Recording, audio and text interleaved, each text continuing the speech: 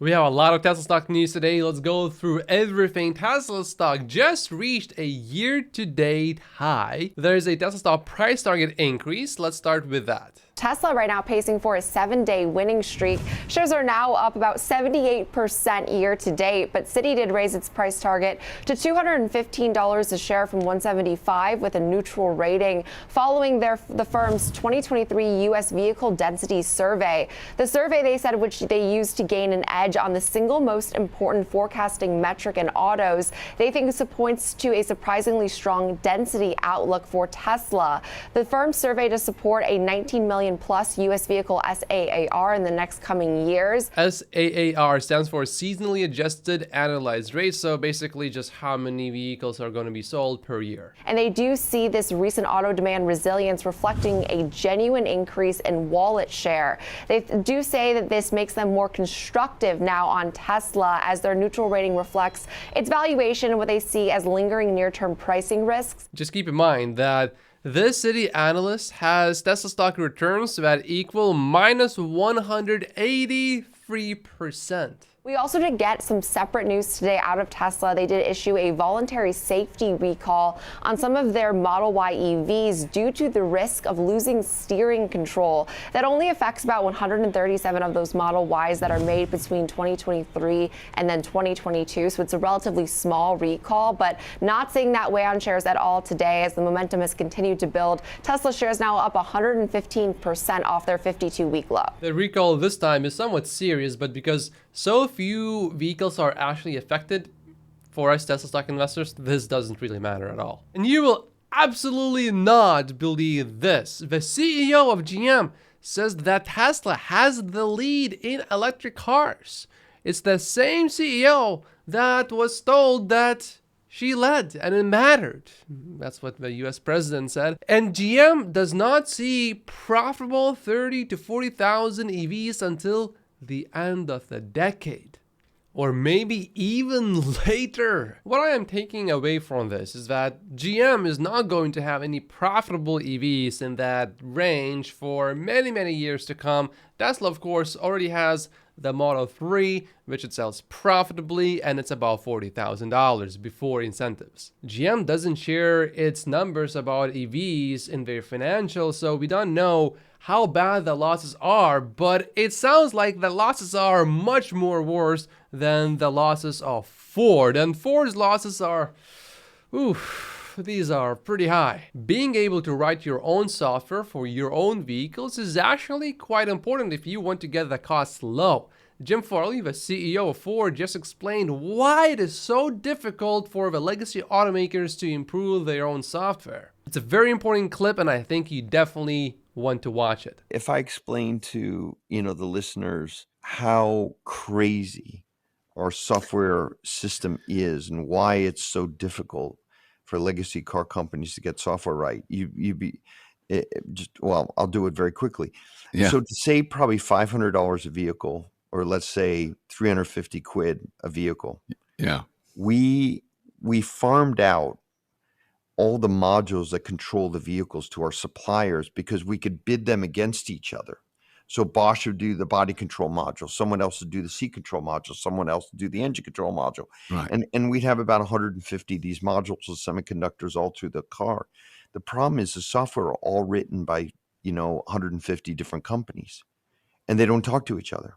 Right. So even though it says Ford on the front, Yeah. I actually have to go to Bosch to get permission to change their seat control software. Right. So Wow. even if I had a high-speed modem in the vehicle and I had the ability to write their software, it's actually their IP. And I have 150, we call it the loose confederation of software providers, 150 completely different software programming languages. All the structure of the software is different. It's millions of code, and we can't even understand it all. So, that's why at Ford, we've decided in the second generation product to completely insource the electrical architecture. Right. And to do that, you need to write all the software yourself. But just remember, car companies haven't written software like this. Yeah. Ever. They've never written software. So we're literally writing how the vehicle operates, the software to operate the vehicle for the first time ever. Yeah. Ford is trying to do the right things here, but they are so far behind that it is going to be so difficult for them to catch up to Tesla. Relatively speaking, for Tesla, writing software is a piece of cake. Moving on, Drive Tesla Canada is reporting that the $20,000 Tesla Model S Plaid track package sold out during the weekend. What is also really cool about this Model S Plaid with a track package is that at this famous track, Tesla beat the previous record by 8 seconds, and that previous record was held by Porsche Taycan. So the Tesla Model S with a track package is now clearly faster than the Porsche Taycan. The information earlier reported that CATL is no longer a Tesla supplier, which is the biggest EV battery maker in the world, but now CATL released a statement saying that that is not true and CATL is still working with Tesla. There's a fairly interesting and probably accurate explanation of why the Model 3 rear-wheel drive now qualifies for the full $7,500 EV tax credit in the US, despite the batteries likely or possibly being from China. At least 40% of the critical minerals contained in the battery must be extracted or processed in the US or a country with which the US has a free trade agreement, so not China.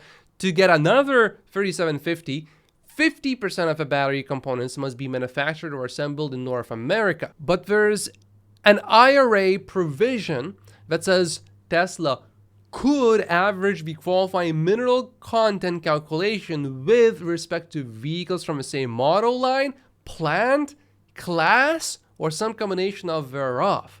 Which means, the way it's worded, if you, for example, maybe even produced Model Ys, maybe if you just produce enough of them, the Model 3s, even if they have a battery pack from China, could still meet all of these requirements technically. I'm not too sure if that's exactly how it's working out. Maybe Tesla is getting their batteries from a new source now. I'm not sure 100%, but this could be possible, it appears. And generally, we know Tesla sells a whole lot more Model Ys than Model 3, so this does make sense. Also, Tesla is no longer selling Model Ys and Model 3s from the US to Canada, which helps Tesla make more Model Ys and Model 3s within the US that meet all of these battery requirements. Technically, maybe Tesla will still send some Model Ys or 3s from the US to Canada, but most of them, it seems, will be coming from China going forward. And that makes sense because Tesla does have quite a lot of batteries that are produced in the US. So of course, you wouldn't want any of these vehicles that have US-made batteries be sent outside of the US. Because this way, it appears Tesla can get more of these $7,500 EV tax credits, even for vehicles that normally would not get the $7,500 credit. Here's one reason why it is going to be extremely difficult to scale Lidar with HD maps. We had a Waymo stuck in a construction zone because, when you construct something, you change the maps basically, and it is extremely difficult to scale, says Elon. But once Tesla solves full self-driving completely fully in one city, then that will scale basically to almost every place in the world. We have new numbers from Europe, but before I show them to you, you have to remember that Germany is now officially in a recession with high inflation at the same time. So keeping that in mind, the delivery numbers from Germany are roughly within expectations, even though the second month of this quarter, May, is lower than the deliveries from the second month of the last quarter. However, looking at the numbers from the UK, they look good. We are definitely beating the previous second month in the quarter. And now that the data is complete, we can put all of the delivery numbers from May in Europe and see what it looks like. And it looks pretty good, actually. We are definitely doing better than the last quarter so far. So overall, I would say this is fairly good news. We did not get a terrible surprise here, which is exactly what we were looking for. In Europe, the small countries are leading the way. We also got some numbers from China. We got domestic sales in China and exports combined, which is the wholesale number. And that number is good, 77,500 for the month of May. In May, Tesla Model Y was the best-selling SUV of any kind in Australia. Elon replied to this story where the GM CEO admitted that EVs that they are going to sell are not going to be profitable until the end of the decade in the $30,000 to $40,000 range.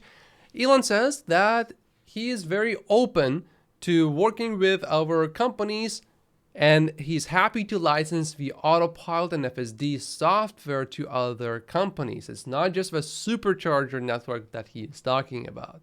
Smart legacy automakers are definitely going to take advantage of that opportunity. Auto loans past due by at least 60 days have crossed 2019 levels, which you could say says that we are going back to the normal levels, or if this continues to increase, that would not be a good sign. Elon Musk replied to this tweet with an exclamation mark. This tweet said, the average rate on a new car loan is now almost 9%. I remember I got an offer earlier to get a Tesla vehicle for under 3%, well under 3%, and now you would have to pay 3 times that. Crazy. That's the average rate though. I think my rate is quite a bit better than the average rate. But if I want to finance a car today, no one's going to give me a rate that's under 3% today. That's just not going to happen. And in this video, I talk about Tesla starting to advertise. My name is Matt Post. Just like and subscribe if you haven't yet, and I will see you in the next video. Thank you so much for watching.